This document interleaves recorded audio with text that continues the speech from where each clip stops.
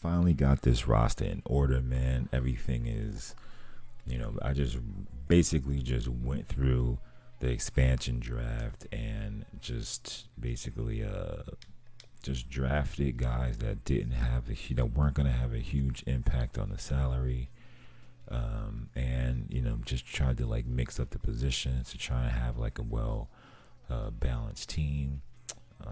Let me see. I'll sort this for you guys just so you can get a look. Obviously, this is the player that I created.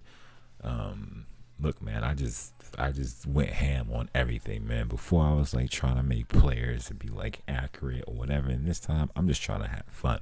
I didn't try to get too carried away, but as you can see, this guy has 36 badges. He's a two-way mid-range maestro, mid-range scoring, perimeter defense, and basketball IQ. That's exactly how I wanted him to be, to at least mimic how I played. But again, I mean, obviously, this guy's, he's a 90 overall. Oh, he's a 91 now. He's 19 years old. He's on a 4-year deal worth 116 mil. So obviously, this is craziness right now. It's obviously going to be, this new organization is going to be revolved around him, and as it should be, since he's making that much money. But as you can see, the rest of it, and he's he's a point guard and a shooting guard. So he can handle the ball and also be a shooter at the same time. But the other point guards, we got Shabazz Napier and we got Austin Rivers. That's the backcourt. And again, as you can see, Austin Rivers can play off the ball too. So we have 2 point guards that can play off the ball and one specific point guard. Fairly young. They're 28 and 27, so they're fairly young there. Let's take a look at our shooting guards. We got Gary Trent Jr.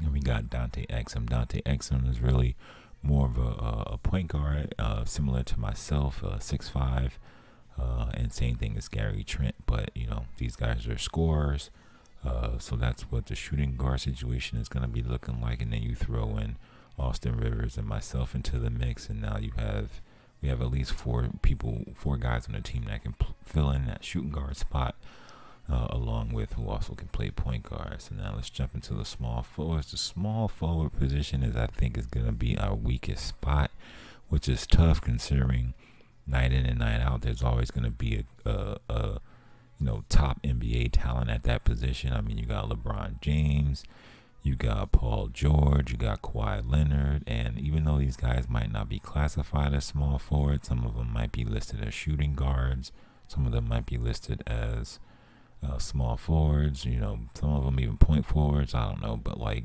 this is probably the weakest link of the team.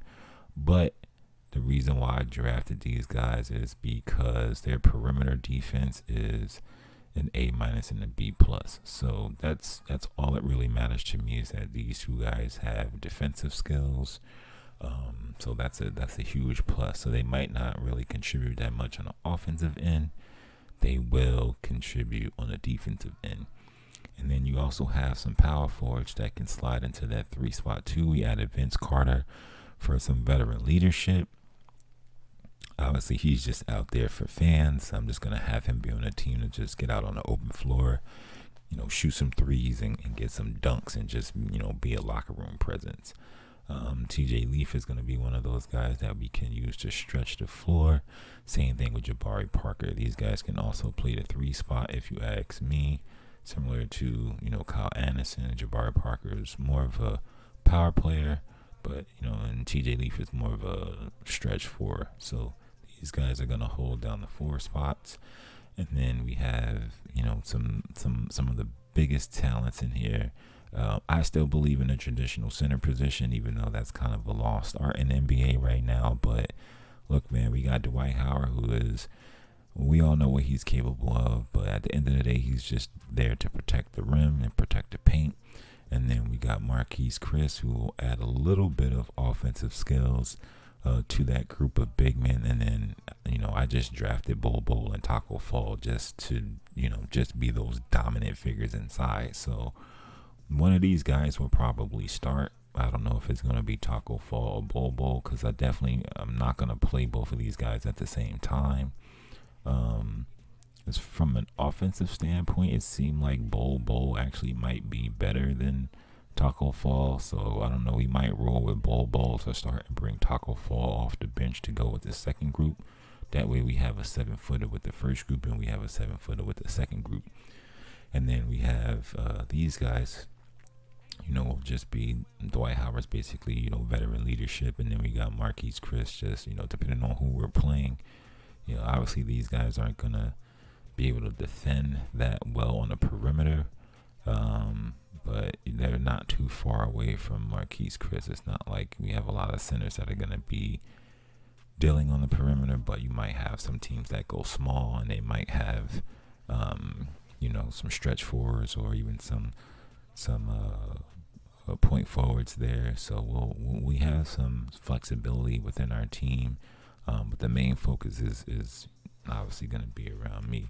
From an overall standpoint, I mean, Dwight Howard is the second best player on the team. So again, like I said, this is going to make sense when we set up the starting lineups. Obviously, I wanted the team to be revolved around me, so that's the way we go. And then after that, you got Jabari Parker, Shabazz Napier, and Marquise Chris, which is, I feel like the team is a good balance, and this is a team that we could work with. And then let me see, as far as the age groups, we're a pretty young team. We have some old veteran leadership on the team, but for the most part, as you can see, pretty much everybody is in their early 20s. And then we got a few guys that are like, in their late 20s, and then we just got two older guys in Dwight Howard and Vince Carter. So outside of that, everybody else is fairly young. And overalls is pretty good too. We're in that mid 70s. I mean, Taco Fall is a 68, but we'll end up boosting him over the course of the year. So I feel like we got a really good squad to start off this Seattle Supersonics franchise. And now I'm probably just going to go through and do some minor tinkering around with my player and like changing numbers and changing accessories and things like that. So if you guys like this episode, make sure you go ahead and smash the like button. I was hoping to get into some gameplay this episode, but basically just really wanted this episode to be more of like the overall build up of the team and then build up organization and just go over the roster with you guys.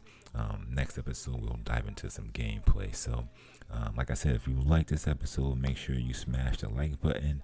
And don't forget to subscribe so that you can get notified when that next episode drops. So hope you guys like the content. Thanks for tuning in. This is MJ. Peace.